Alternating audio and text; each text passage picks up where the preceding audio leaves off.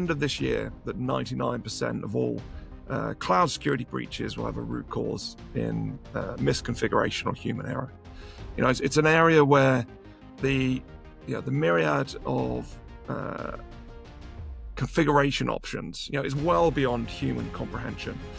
So that's something that can only be resolved with a tool that can operate, understand all of those configuration options.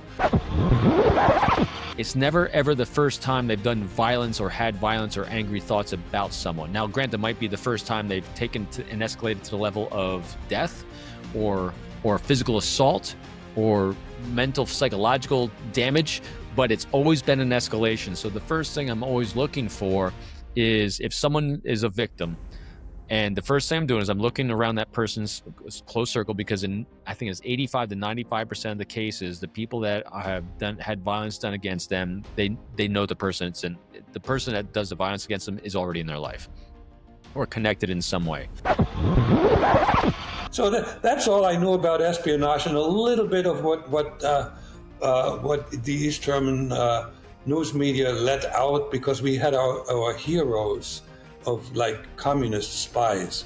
And the biggest hero that we had in East Germany was Richard Sorge, who was working for the KGB as a German journalist who had connection with the Nazis, but he worked in Japan and got a phenomenal amount of really valuable intelligence to Stalin, who idiotically rejected it.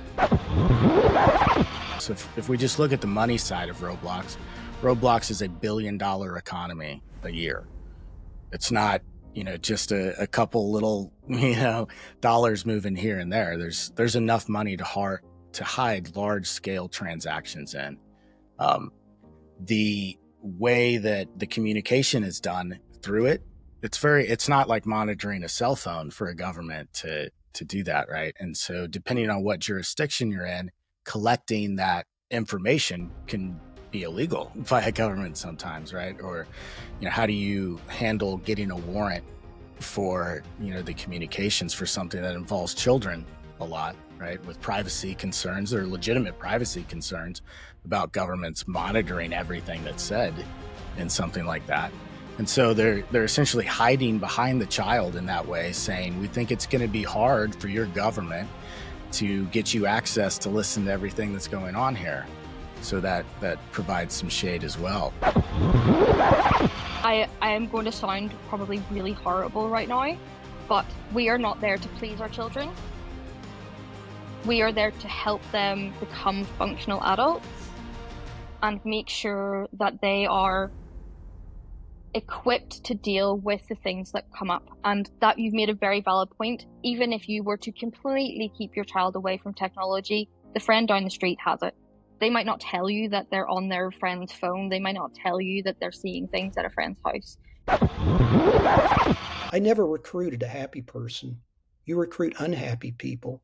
And if they perceive that the employer has mistreated them, it makes my job very, very easy. I also found out that there are typically a whole mosaic of motivations that basically cause someone to commit espionage. It's rarely a single motivation. Okay, yeah, he owed his wife the alimony. He wanted a good education for his kids. He loved his children. But ultimately, the anger towards his ambassador was the thing that really was stoking his fire and made it so much easier for him to commit espionage.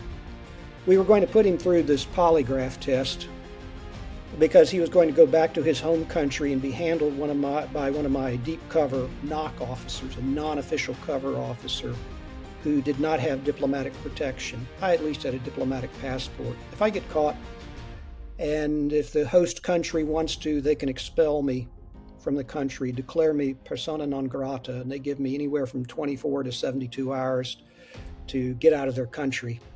But if a NOC officer gets caught, he can go to prison or worse, and it's a very delicate thing. He or she does not have that kind of protection.